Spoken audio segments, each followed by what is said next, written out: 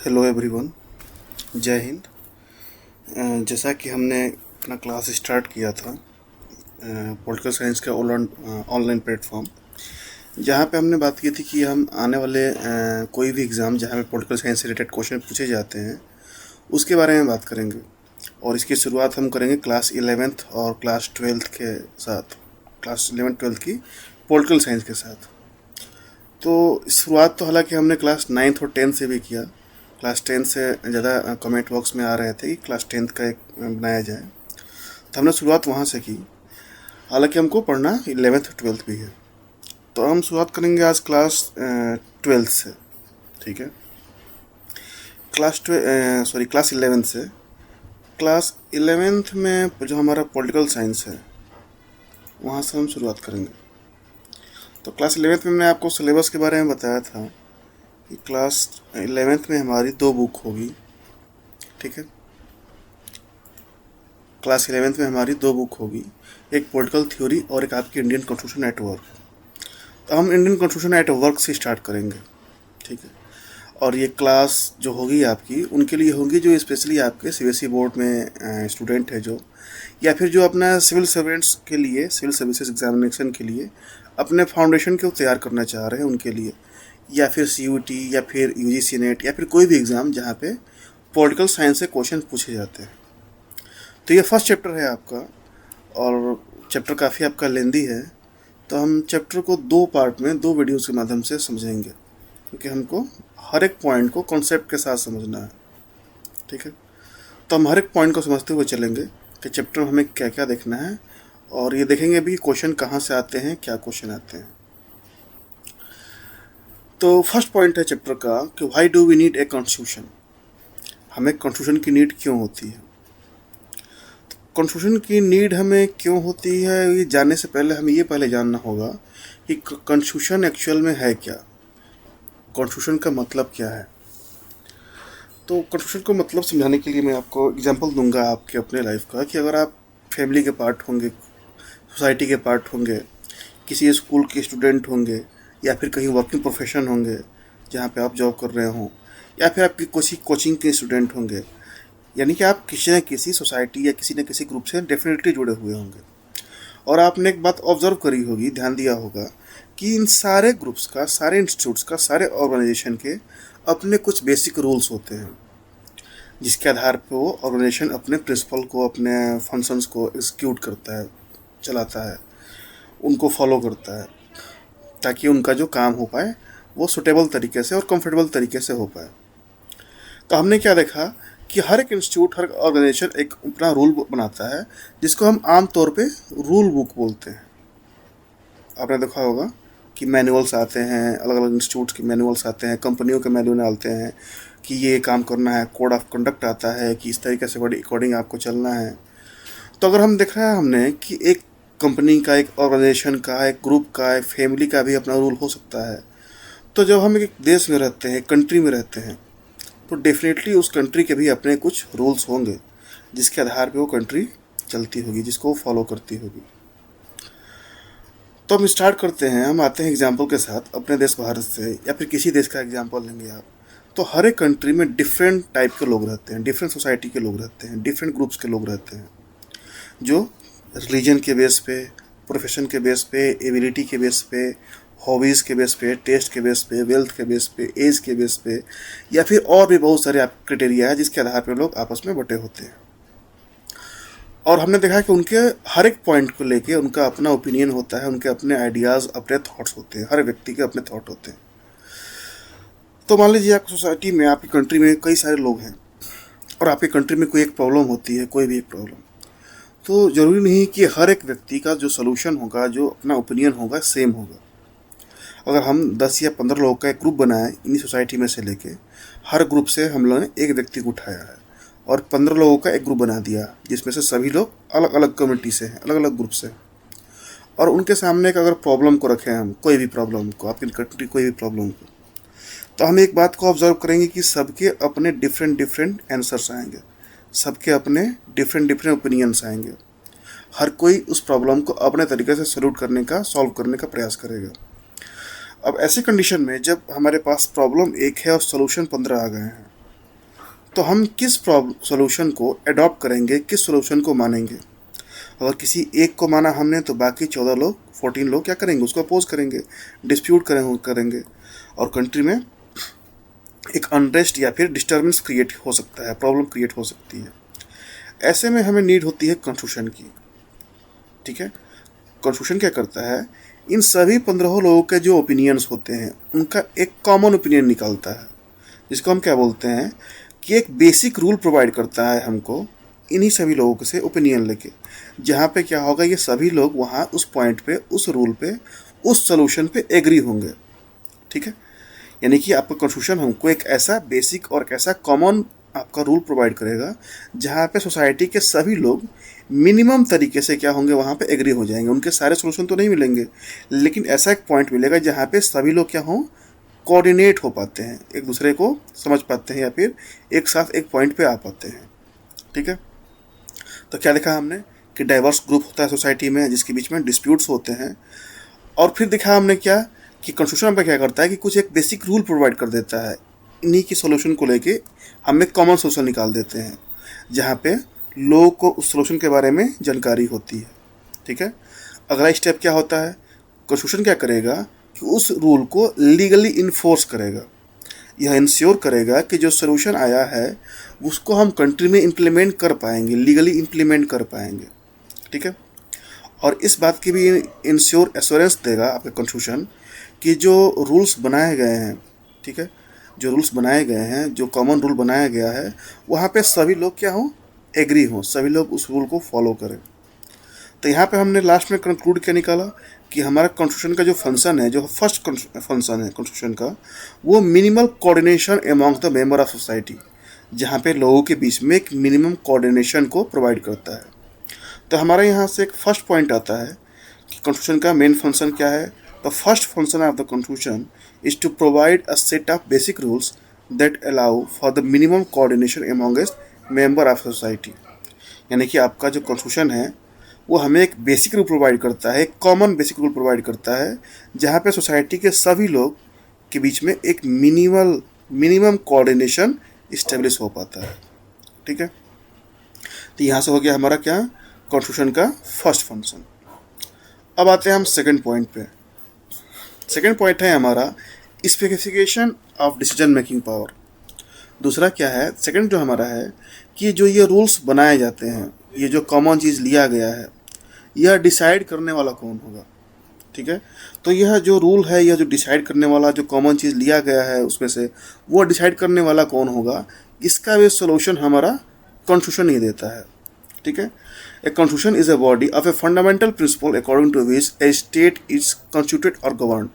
क्या मतलब है कि हमारा कॉन्स्टिट्यूशन ही बताएगा कि हमारी जो प्रॉब्लम्स है उसका सोल्यूशन देने वाला कौन है। ठीक है, जैसे हमने 15 लोगों का देखा तो उसमें से हमने जो सोल्यूशन निकाला, वो सोल्यूशन देने वाला कौन है, वो बेसिक रूल देने वाला कौन है, यह भी बताने का काम हमारा कौन करता है, आपका कॉन्स्टिट्यूशन ही करता है। So the our constitution decides who gets to decide, मतलब जो प्रॉब्लम है उसका सोल्यूशन, उसका पॉलिसी मेकर कौन बनेगा, यह भी हमारा कॉन्स्टिट्यूशन ही बताता है। ठीक है, तो यहाँ से हमारा सेकेंड फंक्शन आता है कॉन्स्टिट्यूशन का।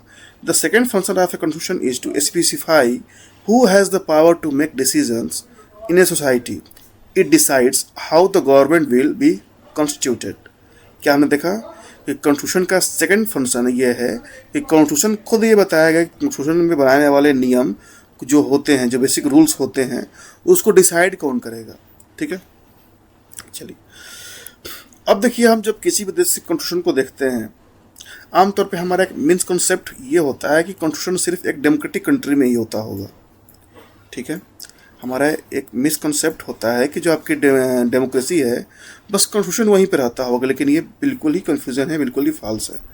कॉन्स्टिट्यूशन आपका किसी भी देश का हो सकता है, जैसे मैंने आपको बताया अभी था स्टार्टिंग में कि जब फैमिली का, एक सोसाइटी का, एक आपके सिटी का, एक इंस्टीट्यूट का, एक कॉलेज का अपने बेसिक रूल हो सकते हैं, तो कॉन्स्टिट्यूशन हर एक टाइप की कंट्री में हो सकता है, चाहे वो मोनार्की वाला कॉन्स्टिट्यूशन हो, चाहे वहाँ पे वो क्या हो, डिक्टेटरशिप हो, चाहे वहाँ पे एरिस्टोक्रेट हो, चाहे पे कोई भी सोशल ग्रुप हो जिसके द्वारा वहाँ पे गवर्न किया जाता है, उसके अपने कॉन्स्टिट्यूशन हो सकते हैं। यानी कॉन्स्टिट्यूशन का मतलब सिर्फ एक बेसिक रूल ही है, और उस देश के कॉन्स्टिट्यूशन को देख के हम ये डायरेक्टली बता पाते हैं कि वहाँ पे किस तरह की गवर्नमेंट है। ठीक है, हम कॉन्स्टिट्यूशन देख के हमें ये आइडिया हो जाता है कि वहाँ पे मोनार्की है, डिक्टेटरशिप है या डेमोक्रेसी है। यह सारा आइडिया हमें लग जाता है कहाँ पे, कॉन्स्टिट्यूशन को देख के। ठीक है, चलिए अब आते हैं हम थर्ड फंक्शन पे। The third function of the constitution is the limitation on the power of government.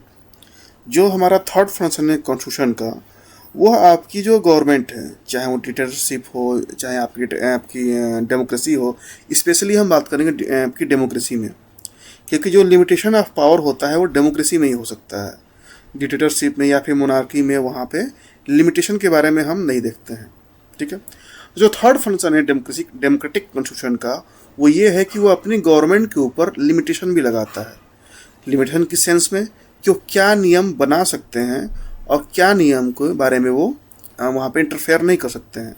ठीक है, तो देखिए यहाँ पे क्या देखा हमने, suppose the authority to make decisions has been settled, but what if the authority that passes potentially unfair laws. क्या होगा कि अगर जो आपका गवर्नमेंट हो या फिर जो भी आपकी कॉन्स्टिट्यूशन मेकिंग बॉडी हो, वो अनफेयर लॉज बनाने लग जाए। ठीक है, रिलीजन को बैन करना लग जाए, या फिर किसी तरह के क्लॉथिंग को, या फिर किसी व्यक्ति के अपने ओपिनियन को बैन करने लग जाए, तो इस कंडीशन में क्या होगा कि हमारा कॉन्स्टिट्यूशन ही वहाँ पे फिर से आगे आ जाएगा। और जो आपकी बॉडी है, जो गवर्निंग बॉडी है, जो डिसीजन मेकिंग बॉडी है, उस पर एक लिमिटेशन लगाता है कि हम कहाँ कहाँ पे, आपकी गवर्नमेंट कहाँ कहाँ पे लॉज बना सकती है और कहाँ कहाँ पे लॉज नहीं बना सकती है। ठीक है, तो देखिए तो थर्ड फंक्शन क्या है। The third function of a constitution is to set some limits on what a government can impose on its citizen. आपका कॉन्स्टिट्यूशन जो गवर्नमेंट है, जो डिसीजन मेकिंग पावर जिसको दिया गया है, उसके ऊपर एक लिमिट लगाता है कि कहाँ कहाँ वो क्या क्या चीज़ें वो इम्पोज कर सकता है अपने सिटीजन्स के ऊपर। And this limits are fundamental in the sense that government may never trespass them. क्या देखा हमने, कॉन्स्टिट्यूशन इस बात का इंश्योर करेगा कि जो लिमिटेशन लगाए गए हैं, ठीक है, जो बाउंड्री दी गई है गवर्नमेंट को, डिसीजन मेकिंग बॉडी को, वो उस क्या करे, उस लिमिट को क्रॉस ना करे, इसको भी ऑब्जर्व करेगा आपका कॉन्स्टिट्यूशन। ठीक है, तो ये हमारे 3 मेन फंक्शन हो गए कॉन्स्टिट्यूशन के। क्लियर है? देखिए यहाँ पे कुछ एग्जाम्पल के साथ, the most common way constitution limit government power to specify fundamental rights. क्या देखा हमने कि गवर्नमेंट को यह फंडामेंटल राइट का प्रोटेक्ट बना के रखता है। कौन? आपका constitution. Protection from arbitrary arrest, freedom of speech, conscience, association and trade, business, यानी कि व्यक्ति की जो पर्सनल लाइफ में है उसमें किसी तरह का इंटरफेरेंस ना रहे, उसके फंडामेंटल राइट्स का वायलेशन ना हो, यह इंश्योर करता है आपका कॉन्स्टिट्यूशन, ताकि गवर्नमेंट ऐसा कोई भी रूल रेगुलेशन ना बना दे जहाँ पे व्यक्ति की अपनी पर्सनल लाइफ हैम्पर होती हो, प्रभावित होती हो।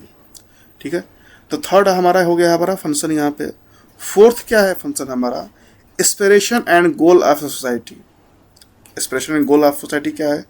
The fourth function of constitution is to enable the government to fulfil the aspiration of society and create condition for a just society. क्या देखा हमने कि कॉन्स्टिट्यूशन हमारी गवर्नमेंट को जहाँ लिमिटेशन लगाता है वहाँ कुछ उनको इनेबल या कुछ पावर भी देता है, ताकि जो सिटीजन्स हैं, उस कंट्री के जो सिटीजन्स हैं, उनके जो एस्पिरेशंस हैं, उनके जो गोल्स हैं, उनको अचीव करने के लिए बिल्कुल ही सूटेबल क्या बनाया जाए, कंडीशन बनाया जाए। यानी कि आपकी गवर्नमेंट की रिस्पॉन्सिबिलिटी है कि वो ऐसा कंडीशन बनाए कंट्री के अंदर जहाँ पे व्यक्ति, जहाँ पे सिटीजन, जहाँ पे पीपल अपने एम्बिशन को, अपने एस्पिरेशन को ईजिली अचीव कर पाए। ठीक है, और सोसाइटी कैसी बन पाए, जस्ट सोसाइटी बन पाए। जस्ट सोसाइटी मतलब जहाँ पे कंप्लीट इक्वलिटी हो, लोगों के बीच में डिफरेंसेस ना रहें, उनके बैकग्राउंड के आधार पे उनको जज ना किया जाए, वो अपने एस्पिरेशन को इजीली अचीव कर पाए, अपने गोल को इजीली अचीव कर पाए। ऐसा कंडीशन बनाने का काम भी कौन करता है, गवर्नमेंट करती है, और ये पावर यह इनेबल करता है आपका कॉन्स्टिट्यूशन। ठीक है, तो यहाँ हमने देखा कि आपके कॉन्स्टिट्यूशन के 4 मेन फंक्शंस हैं, उसको एक बार हम फिर से देख लेते हैं रिवाइज के लिए। The first function is the coordination of rules. क्या देखा हमने कि पहला फंक्शन है कि लोगों के बीच में जो मिनिमम कोऑर्डिनेशन है वो प्रोवाइड करना है काम कॉन्स्टिट्यूशन का। सेकंड क्या है, allocation of power. Second constitution का वर्क जो फंक्शन है वो ये है कि जो रूल्स हैं, जो रेगुलेशन हैं, उनको डिसाइड कौन करेगा, यह भी हमारा कॉन्स्टिट्यूशन बताता है। जैसे अपने देश, अगर हम भारत की बात करें तो कॉन्स्टिट्यूशन ने बताया है कि लॉज बनाने वाली जो बॉडी होगी भारत में, वो होगी कौन सी, आपकी पार्लियामेंट। ठीक है, ये किसने बताया है, हमारे कॉन्स्टिट्यूशन ने बताया है। थर्ड फंक्शन क्या है, limit on government. Third function ये है कि वो एक सेट करता है, लिमिट सेट करता है गवर्नमेंट के ऊपर कि वो अपने लिमिट को क्रॉस ना करे। लिमिट को क्रॉस इन सेंस कि जो व्यक्ति की अपनी डिग्निटी है, उसके अपने जो राइट्स हैं, जो उसका फ्रीडम है, जो उसकी इक्वालिटी है, यानी किसी तरह से वो हैम्पर ना हो जाए, फंडामेंटल राइट को प्रोटेक्शन मिलता रहे। गवर्नमेंट अपने उस पावर का, लॉ मेकिंग पावर का मिसयूज़ ना करे, इसलिए उस पर लिमिट लगाए जाते हैं। थर्ड है क्या, एस्पिरेशन एंड गोल्स। आपका कॉन्स्टिट्यूशन क्या करता है, जहाँ लिमिट लगाता है गवर्नमेंट के ऊपर, वहाँ उसको कुछ पावर्स भी देता है। पावर किस सेंस में देता है, पावर इस सेंस में देता है कि वो जो सिटीजन हैं, कंट्री के अंदर जो लोग हैं, उनके जो अपने जो एस्पिरेशन होंगे, जो उनके अपने गोल होंगे, उनके जो डिज़ायर होंगे, उसको फुलफ़िल करने के लिए मिनिमम कंडीशन प्रोवाइड करे। ठीक है, जो आपकी कंट्री का directive principle of state policy है, DPSPs है, वेलफेयर मेजर्स हैं, वो क्या हो जाए, इजीली स्टेबल हो पाए। ठीक है, देखिए अगर हमारा कोई ड्रीम है, हमारा कोई अगर एम्बिशन है, तो उसको फुलफिल करने के लिए एप्रोप्रिएट कंडीशन प्रोवाइड करने का काम भी कौन करेगा, आपकी गवर्नमेंट करेगी। ऐसा कौन कहता है, ऐसा हमारा कॉन्स्टिट्यूशन कहता है। ठीक है, तो हमने यहाँ पे देख लिया क्या क्या, ये कॉन्स्टिट्यूशन है क्या और कॉन्स्टिट्यूशन के मेन फंक्शंस क्या क्या हैं। तो हमने देखा कि इसके कॉन्स्टिट्यूशन क्या है, नीड क्यों है, और उसके 4 मेन फंक्शंस के बारे में डिस्कस किए। क्लियर है, चलिए यहाँ पे देखिए कुछ एग्जाम्पल के साथ देखेंगे हम। ये सारा जो आपका नोट है वो NCERT से लिया गया है, सारे पॉइंट्स आपके NCERT से लिए गए हैं। देखिए हमने क्या देखा कि 4 फंक्शन तो हो गए कॉन्स्टिट्यूशन के। इसके अलावा देखेंगे हम कॉन्स्टिट्यूशन क्या करता है और उसके क्या काम हो सकते हैं। कॉन्स्टिट्यूशन गवर्नमेंट को प्रमोट करता है, यानी गवर्नमेंट को यह डिसीजन देता है, ये डायरेक्ट करता है कि वो क्या कर पाए, नेचर को कंजर्व कर पाए। यानी कि इन 4 फंक्शंस के अलावा आप एक सुटेबल कंफर्टेबल इन्वायरमेंट में रह पाएँ, यह भी काम करती है कौन, गवर्नमेंट। ऐसा कहना है किसका, कॉन्स्टिट्यूशन का। ठीक है, तो हम साउथ अफ्रीका की एग्जांपल लेंगे, वहाँ के कॉन्स्टिट्यूशन ने क्या अपने गवर्नमेंट को बताया है, क्या करने के लिए डायरेक्ट किया है, क्या करने का ऑर्डर दिया है। तो फर्स्ट देखिए क्या है, promote the nature conservation, protect the group from the unfair discrimination. ठीक है, and progressively ensure adequate housing and health care for all. ठीक है, यानी कि गवर्नमेंट क्या करेगी, आपकी ये सारी फैसिलिटीज़ प्रोवाइड करेगी अपने सिटीजन को। ऐसा कहना है साउथ अफ्रीका की कॉन्स्टिट्यूशन का। दूसरा एग्जांपल लेंगे हम इंडोनेशिया से। तो इंडोनेशिया की जो गवर्नमेंट है उसकी भी अपनी कॉन्स्टिट्यूशन के अकॉर्डिंग ही काम करेगी। और कॉन्स्टिट्यूशन, वहाँ के कॉन्स्टिट्यूशन ने क्या बताया है कि आपकी जो इंडोनेशियन गवर्नमेंट होगी वो नेशनल एजुकेशन सिस्टम पे स्पेशली फोकस करेगी एंड इंश्योर करेगी क्या, कि जो पुअर हैं, जो डिस्प्राइव्ड लोग हैं, जो बच्चे हैं जो काफ़ी पिछड़े हो गए, बैकवर्ड हो गए, उनकी अच्छी से देखभाल करेगी। यह भी काम किसका होगा, गवर्नमेंट का होगा। तो ये हमने कुछ एग्जाम्पल के साथ देखा कि कॉन्स्टिट्यूशन का मेन वर्क क्या है, उसके मेन फंक्शंस क्या क्या होते हैं और उसकी नीड हमें क्यों होती है। आगे देखते हैं क्या है, भारत की हम बात करते हैं। देखिए क्या लिखा है भारत के बारे में। In India this aspiration enabling functions is backed by the preamble provision in the fundamental rights section and the directive principle of state policy. Some of these welfare measures are even legally enforceable. यानी कि हमारे जो preamble में लिखा गया, जो हमने class में बताया भी था कि हम किस तरह का कंडीशन प्रोवाइड करेंगे कंट्री के अंदर, और ये सारा प्रोवाइड किया जाएगा किसके द्वारा, गवर्नमेंट के द्वारा। हमको कितने तरह के फंडामेंटल राइट दिए जाएंगे, उसका प्रोविज़न क्या है, हमारे DPSPs क्या हैं, और इसके बारे में कुछ आपको DPSPs को लेके कुछ डाउट कन्फ्यूजन होगा तो आने वाली क्लासेस में पढ़ेंगे हम लोग उसके बारे में, ये होते क्या हैं। तो हमने देखा था कि प्रियम्बल में जस्टिस 3 तरह की दी गई थी, इक्वालिटी दी गई थी, आपके कंडीशन बनाया गया था, डिग्निटी के साथ जीने की आज़ादी दी गई थी। तो ये हमारे क्या है, एस्पिरेशंस हैं, जहाँ पे कॉन्स्टिट्यूशन यह डायरेक्ट करता है हमारे गवर्नमेंट को किस तरह का कंडीशन बनाएगी। ठीक है,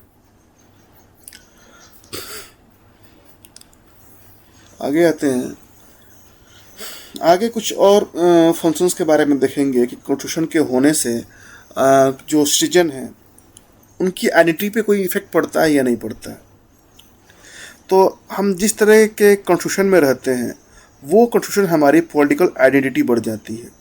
ठीक है, जैसे कि मैंने बताया कि कॉन्स्टिट्यूशन आपका डेमोक्रेटिक हो सकता है, आपका मोनार्की का हो सकता है, डिक्टेटरशिप का हो सकता है।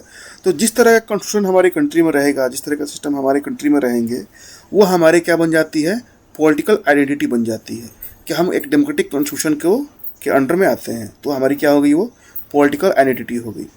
दूसरा क्या है कि कॉन्स्टिट्यूशन जो हम डिफरेंट अथॉरिटी या फिर कॉन्स्टेंट या लिमिट्स या रूल रेगुलेशन बनाता है, जहाँ पे यह बताता है कि कोई भी व्यक्ति सोसाइटी के अंदर जब वो पार्ट है तो क्या कर सकता है और क्या नहीं कर सकता है।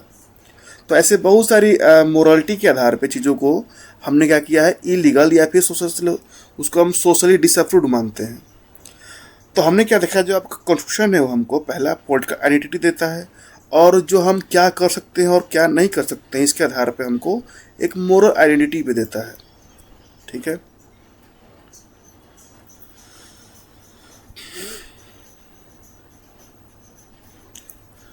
अब यहाँ आते हैं आपके एनसीईआरटी में कुछ कार्टून्स दिए गए होंगे, उसको हम बाद में डिस्कस करेंगे।